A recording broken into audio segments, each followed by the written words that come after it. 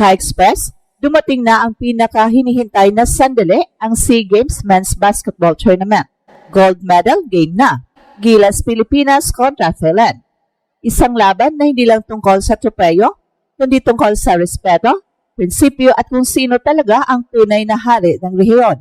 Matapos ang lahat ng drama, pagbabago ng rules at controversial sa desisyon, dito na magkaalaman kung sapat ba ang ginawa ng host nation para pahinain ang Gilas. Pumasok ang Gilas sa finals matapos ang isang halos bangungot na semifinal kontra Indonesia. Mula sa kontroladong laro, muntik pang maagaw sa huling minuto. Pero sa gitna ng pressure, ipinakita ng Gilas ang puso at depensang pangkampiyon, samantala ang Thailand naman ay dumating sa finals na puno ng kumpiyansa matapos tambakan ang Malaysia sa kanilang semifinal matchup. Malinis, dominante at walang kahirap-hirap. Iyan ang naging biyahe ng Thais papunta sa gold medal match. Pero ang tunay na tensyon ay hindi lang nangyayari sa loob ng court. Buong torneo, pinahirapan ng Gilas sa usapin ng player eligibility, paulit-ulit na pagbabago ng patakaran, late approvals, at sa pinakamasakit na bahagi, ang pagkakaban ng isang legitimate Gilas player na si Justin Brownlee. Isang desisyong nagdulot ng galit, tanong at pakiramdam ng malinaw na unfairness. At para sa marami, ito ay hindi na simpleng regulasyon, isa na itong mental warfare. So ngayon, ito na ang ultimate test. Gumagana ba talaga ang lahat ng ginawa ng Thailand para pahinain ang Gilas? Sapat ba ang pagtatanggal kay Justin Brownlee para mabali ang lakas ng Pilipinas? O mas lalo lang itong pinatibay ang determinasyon ng isang kupunang sanay sa adversity? Dahil kahit wala ang ilan sa kanilang pangunahing sandata, malinaw pa rin ang isang katotohanan, malayo pa rin ang talent gap, mula guards hanggang bigs, puno ng scorers, creators at defenders ng Gilas. Kahit anong label pa ang ibigay, Team A, Team B o kahit Team D, ang kalidad ng Pilipinong basketball ay nananatiling mataas, skilled mula dulo hanggang dulo at may lalim na hindi basta nauubos. At ngayon, hindi lang gold medal ang nakataya, ito ay paghuhusga kung tama ba ang landas na pinili ng Thailand, kung sapat ba ang rules para talunin ang kultura, sistema at puso ng Gilas, at kung sino ang tunay na nanginginig, ang kupunang pinapahirapan o ang kupunang alam sa sarili nilang kahit anong gawin nila, darating pa rin ang Gilas. Magkaalaman na, game day na. Hindi na ito basta laro, ito na ang araw ng paghuhukom. Fourth game, gold medal match, Gilas Pilipinas kontra Thailand. Lahat ng tensyon, galit, intriga at pinigilang emosyon ng buong torneo dito sa sabong. Pagkatapos ng muntikang pagkatalo ng Gilas laban sa Indonesia sa semifinals, dumiretso na sila sa finals. Habang ang Thailand naman walang kahirap-hirap na tinambakan ang Malaysia para maunang umupo sa trono ng gold medal game. Pero ang tanong ng buong rehiyon, sapat ba ang ginawa ng Thailand para pahinain ang Gilas? Buong torneo, ramdam ang kakaibang ihip ng hangin. Hindi lang basketball ang laban, politika, eligibility at power plays ang nasa likod ng kortina. Isa-isang question at pinahirapan ang player approvals ng Gilas. May mga pangalan na legal, dokumentado, at matagal nang nagsilbi sa bandera, pero biglang naban.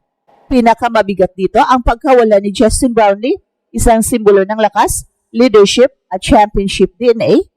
Sa paningin ng marami, malinaw ang intensyon, pahinain ang Gilas, bago pa man magsimula ang tunay na laban. At ngayon, andito na tayo, gold medal game, wala ng lusot, wala ng palusot.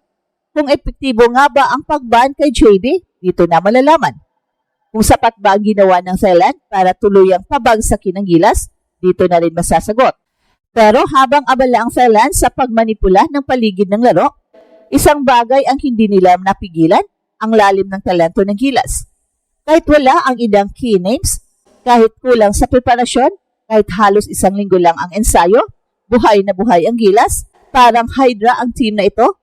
Putulin mo ang isang ulo, may dalawang susulpot. Scorer sa bawat posisyon, guards na kayang mag-create, wings na kayang umatake at tumipensa, big man na marunong magbasa ng laro. Well, sa totoo lang, kahit tawagin mo itong Team B, Team C o Team D, ibang klase pa rin ang kalidad ng Pilipinong basketball. At ito ang kinatatakutan ng Thailand, hindi lang ang pangalan ng Gilas, hindi lang ang jersey, kundi ang katotohanan. Kahit anong gawin nila, kahit anong hadlang ang ilagay, andyan pa rin ang apoy, ang kultura, ang tapang, ang paniniwalang. Kapag gold medal na ang pinag-uusapan, ibang nilalang na ang Gilas Pilipinas. Ngayon magkaalaman na, hindi na sa papel, hindi na sa rules meeting, hindi na sa approval committee, sa loob na ng court, at sa sandaling tumunog ang opening buzzer, isang tanong na lang ang matitira, sino ang tunay na nanginginig sa takot? Habang papalapit ang tip-off ng gold medal match, lalong umiinit ang emosyon sa pagitan ng Gilas at Thailand. Hindi na ito simpleng laban para sa ginto, isa na itong banggaan ng prinsipyo, pride at paninindigan. Sa mga nagdaang araw, malinaw ang naging direksyon ng host nation, gawin ang lahat para pahinain ng Gilas mula sa pabago-bagong rules hanggang sa huling minutong desisyon sa eligibility. Ramdam na ramdam ng buong basketball community ang tensyon. At sa gitna ng lahat ng ito, isang pangalan ang paulit-ulit na binabanggit, Justin Brownlee. Ang perceived ban kay Brownlee ay hindi lang basta rooster issue, isa itong simbolo ng mas malalim na conflict para sa maraming Pinoy fans. Malinaw ang mensahe ng Thailand, kung hindi nila kayang tapatan ng Gilas sa talento at lalim, gagamit sila ng ibang paraan. Pero dito rin nagsisimulang mabuo ang mas malaking kwento dahil sa bawat attempt na pahinain ng Gilas, lalo lamang nito pinapatatag ang loob ng mga Pinoy. Sa loob ng Gilas camp, walang drama, walang iyakan, walang reklamo sa harap ng kamera, tahimik pero malalim ang mindset. Kahit wala ang ilang key names, ang lalim pa rin ng Gilas Rooster ay nakakatakot. Parang kahit anong kombinasyon ang ilabas, Team A, Team B o kahit Team D, may scorer, may defender, may playmaker. Lahat marunong, lahat handa. Ito ang klase ng depth na hindi kayang tapatan ng Thailand kahit anong rule adjustment pa ang gawin. At dito pumapasok ang psychological edge habang ang Thailand ay abala sa pagban, pag-aproba at pag-control ng narrative. Ang Gilas ay nakatutok lang sa isang bagay, manalo sa loob ng court. Sa bawat balitang lumalabas tungkol sa unfairness, mas lalong umiingay ang suporta mula sa mga Pinoy fans, hindi lang sa Thailand kundi sa buong mundo. Ang pressure ngayon ay hindi na nasa Gilas, nasa Thailand na. Dahil sa oras na tumunog ang buzzer, mawawala ang lahat ng palusot, wala ng rules, wala ng eligibility drama, bola na lang, court na lang at katotohanan. At ang katotohanan na yun ay simple, mas malakas pa rin ang Gilas, mas sanay sa big games, mas buo ang sistema, mas malalim ang talento. At ito ang Express Info kung saan bawat kwento ginulat ang mundo. Don't forget to like and subscribe.